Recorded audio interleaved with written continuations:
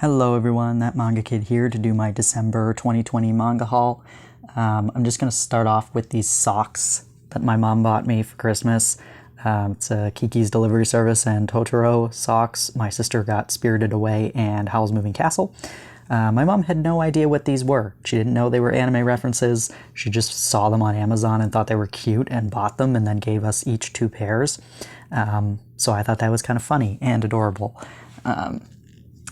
Then my mom got me Satoshi Kon's Paranoia Agent, the new Steelbook anime Blu-ray edition.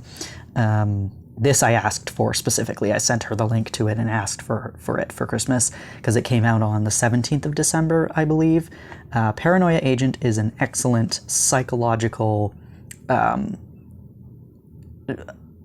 thriller-ish, but it's more psychological than like a horror or anything. But it's kind of hard to explain. It's basically about this woman who is she creates like characters, and she is kind of famous because she created this little character, and now she's being pressured by her design company to create another, character that sells as much as this one or more than that one. And she gets attacked by this boy who is wearing gold rollerblades and hits her over the head with a baseball bat. And it's Shonen Bat. And then it just kind of follows a bunch of people who get attacked by Shonen Bat. And you're kind of wondering what's going on, who is this person, why is this happening? Well, the mental state of all of the people who are getting attacked by Shonen Bat calls into question the legitimacy of the attacks themselves. So yeah, it's an amazing series, and I was super stoked to see it was getting re-released because it was wildly out of print to get the DVD version.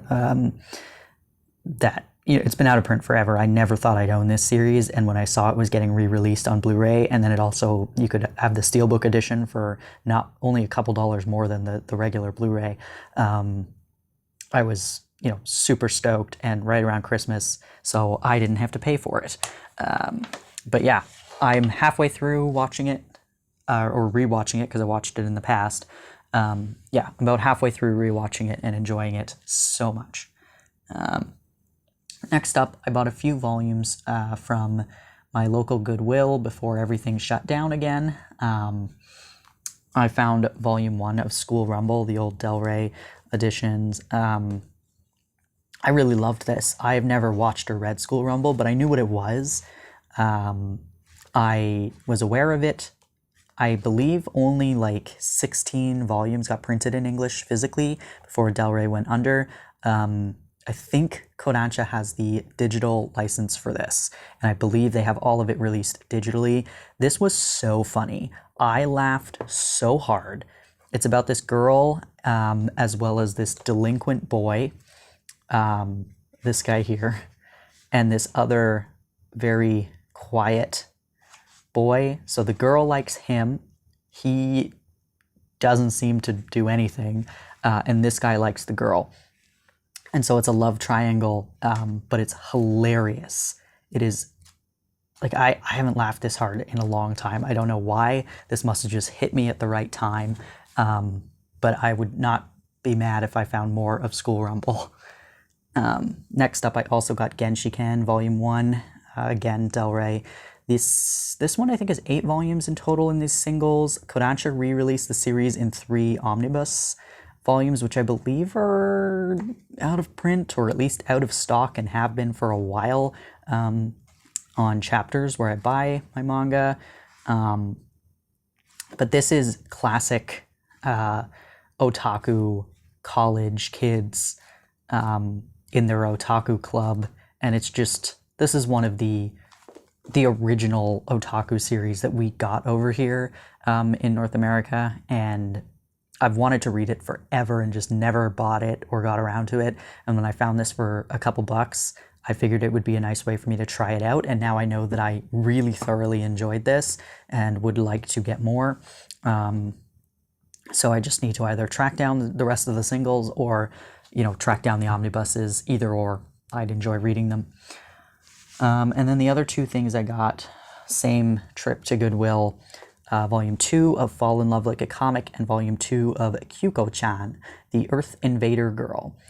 Both of these are only 2-volume series, but I obviously do not have Volume 1 of either of them.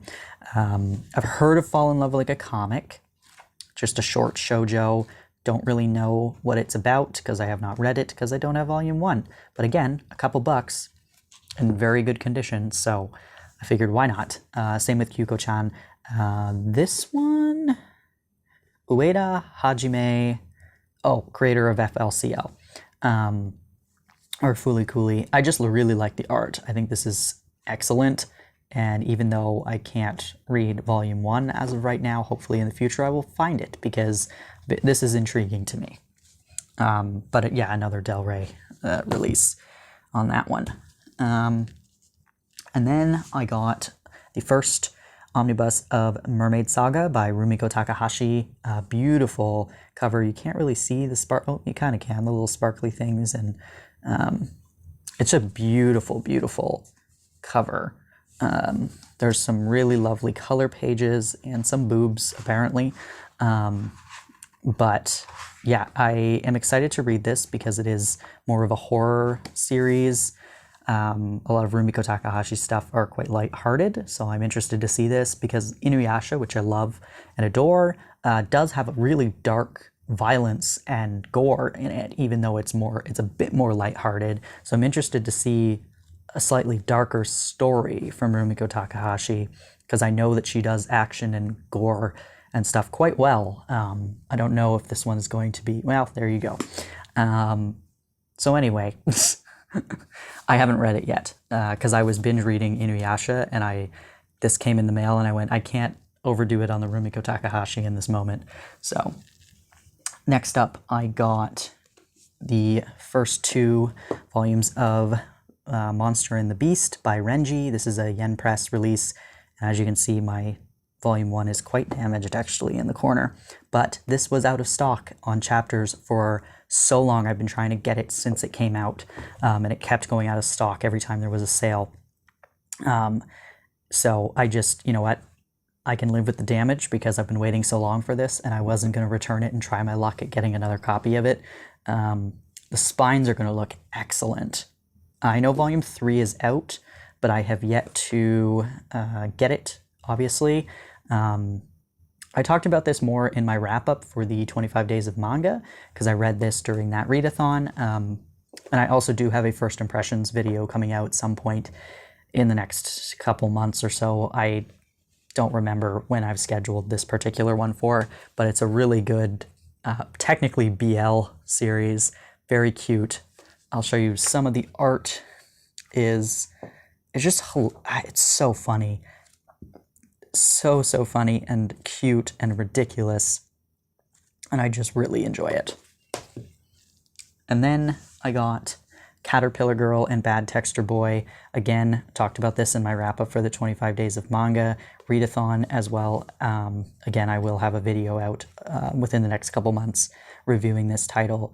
But I thought it was going to be more cute. It was actually a bit sad, but I thoroughly enjoyed this, actually. I think it was very well done for a single volume. I love the cover. Simplicity of it is just, it's just striking to me, and I'm not sure why. But I really, really enjoyed this. I think it's definitely worth a read. And I'm not somebody, I don't really like the monster girl sort of genre or trope. I don't typically read that, but this one, for some reason, just really intrigued me about this girl who's super popular and likable, and she is in love with her childhood friend who just is intimidated by her perfection and turns her down because he just doesn't feel like he's worthy of dating her. And so she goes and turns herself into this caterpillar in hopes that now that she is ugly and imperfect, he will go out with her. And unfortunately, you know, read to find out the snowball effect that happens from that decision and the fallout and the how they kind of cope with it. Next up, I got Junji Ito's most recent released title here, Remina. This is a single volume hardcover, beautiful hardcover by Viz, as most of his works are. This one is an apocalyptic sort of space-esque. It's about this planet that is on its way to, or on a path towards Earth, and the fallout of humanity as this planet, Remina, comes closer and closer. It was quite good. I enjoy Junji Ito's slightly longer stories more than the short stories, so I was very happy to see another one of his longer series coming over here, because we haven't had one of these in a while. It's mostly just short stories that we're getting now, so was excited about that one and enjoyed it quite a lot. Next up are all of my continuations. We got Blue Flag Volume 5, another excellent volume of this series. I will not open it because of spoilers, but beautiful love square, of triangle square situation, with some LGBT representation, and just, it's a beautiful shonen romance that's quite well done. And that's by Kaito, I believe. Yes. And then BL Metamorphosis, Volume 3. Beautiful cover. Beautiful story. This one is a little bit more melancholic, I felt, when I was reading it. But it's basically about this older woman and this teenager, she's about 17, I believe, who are bonding over their love of BL manga. And yeah, it's just an interesting thing to see this woman who is closer to the end of her life experiencing this for the first time, and wanting to be involved in this world of BL manga and you know, conventions and all these kinds of things, doujinshi panels and whatnot. And this younger girl who's, you know, just kind of lost, doesn't really know who she wants to be yet, and it's really adorable and lovely to see the different sides that they're bringing out of each other, because obviously this isn't a romance. It's not they're not family, they're not related, they're just two people who happen to come across each other and have now found comfort in each other's company, and it's really beautiful and lovely, slow-paced and adorable. And then I got Volume 10, so the second last omnibus of 20th Century Boys. I have read this already. I got tired of waiting. I had a backlog of a few of the volumes, and then I just decided to binge read what I had, and now there's only one more 2-in-1 left to be released, and I cannot wait for it, because now obviously it's a cliffhanger at the end of this one, because we only have one more release to go. So continues to be excellent. Really enjoying it. And the other thing, the first couple volumes when they came out, I hated the spines. I was like, oh man, these look so ugly. But when they're all lined up together with the different color fonts, it actually looks excellent on the shelf. So, you know, those singles look really nice with the black and white spines, but it does look really good lined up once you have all of them, of the perfect editions. Another one, Volume 2 of King of Eden. This is another horror series that is recently coming out by Yen Press, and it is excellent. I only just started reading this volume. I wasn't in the mood for horror when this came in, so I didn't want to force myself to read it, but these are also 2-in-1s, very thick. There's usually color pages. Yes, oh, that's a nice one. And this is by Takashi Nagasaki and Ignito. But this one is about this virus that's going around that causes people to turn into monsters and kill each other. And then, so this guy is this mysterious dude who ends up at the scene of every crime where this virus has been spread to, every village. There is a Korean researcher or archaeologist or something, and she's brought on the team to try and track down where this virus is originating from and who this man is and how he's involved. But it's basically about like biochemical warfare, conspiracies. There's some history mixed in. There's obviously horror and violence and gore. monsters. It's really cool. Yeah, it was, the first omnibus was excellent, and I'm super excited to read this one. We don't get a ton of horror physically released in English, so it's always exciting to see a new one. Next up, Volume 5 of Sweat and Soap. This is another one I have not read yet, which is a damn shame, because usually I read this as soon as it comes in, but I just wasn't in the mood for anything closer to the end of December. It wasn't a time to be trying to force myself to read. I wasn't in the mood to be, fluffy and cute and adorable. I was in the mood to brood and be miserable. And so I didn't want to force this down my throat while I was trying to get myself together. But excited to read this now that I'm in a better mood.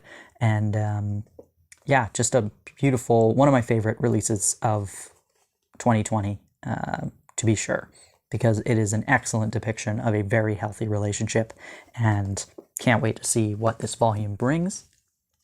And the final thing I picked up was Volume 4 of Perfect World. I did read this one.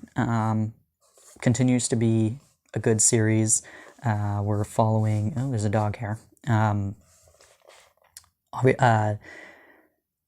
These two people who knew each other in high school, now they're adults, and the boy is, or the man, I guess, is now in a wheelchair, and yeah, deals with some hard-hitting topics about relationships and